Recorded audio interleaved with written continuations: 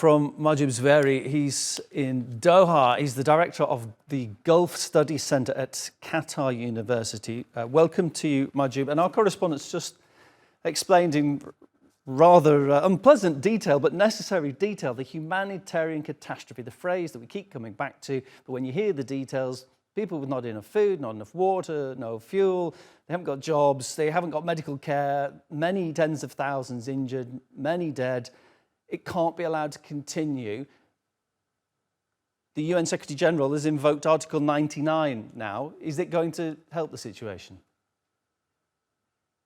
You know what's interesting of all of this, that Israelis are angry of the Secretary of the United Nations of putting the Article 99 into and call for implementation, but they are not really upset or angry of putting of 2.3 million people starving, or basically destroying more than 80% of the infrastructure of Gaza Strip. That's absolutely shameful to this world where you see all of this killing and destruction and the starving, and still people they are discussing whether there should be a long-term ceasefire or not.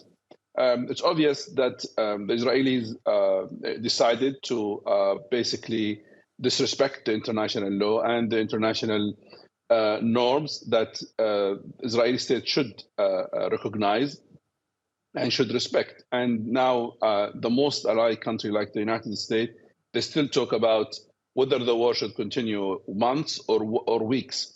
And it's very interesting to see that in the last only 48 hours, the discussion was whether it will continue until January 2024, or actually finish before Christmas.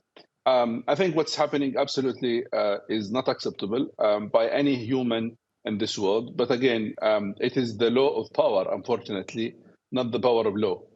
I mean, that's the question that a lot of people are asking is, what is going to be the end to all this? How will it end? When will it end? And not many answers coming forward. But I'm just curious to know what you think about this story that emerged in the media around a week ago. It was claiming that members of US Congress had been provided with a proposal that they were considering privately. The idea being to make US aid to Arab countries, to places such as Egypt, conditional upon their accepting refugees from Gaza. Cynical in principle. I mean, is that a possible endgame for Israel, to effectively just force all the inhabitants of Gaza out and to get the surrounding countries, force them to accept the refugees? You know, the proposal to displace Gazan people started exactly on day 8th of October. And all of those proposals have failed so far for different reasons. Failed basically because of the rejection of Arab countries and neighboring of Gaza. Failed because of the Israelis' problems with implementation. Failed because of the weaknesses of the Palestinian Authority and West Bank. Failed because of the countries, most of the countries, with the exception of the United States, they focus on ceasefire first, then discussing the proposals. And these kind of proposals in the Congress, they come after exactly 72 hours of another proposal of subjecting the economic aid to the Israelis with respecting the international law.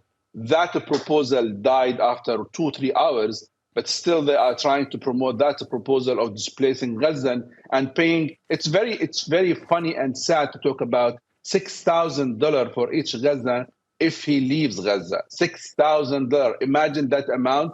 Someone spend it overnight, and they want basically to force Gaza to be paid this and go to the third country which can receive them and offer them some support. Of course, these are a proposal of Netanyahu government proposals. It's obvious that there's a lot of rejection. The United States still have some. They are still in the ethical border, where still they talk about rejection of changing the border of Gaza or creating a new status quo of Gaza based on stealing the land. Still, they are basically creating trouble to the Netanyahu government. European countries, they seem also on the same page, and that delay all of those proposals.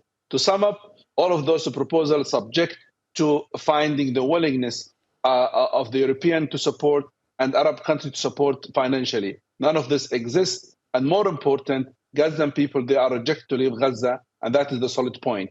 As long as they reject, even if they destroy all Gazan people, they want to die in Gaza and leave it empty after that to anyone to live in it.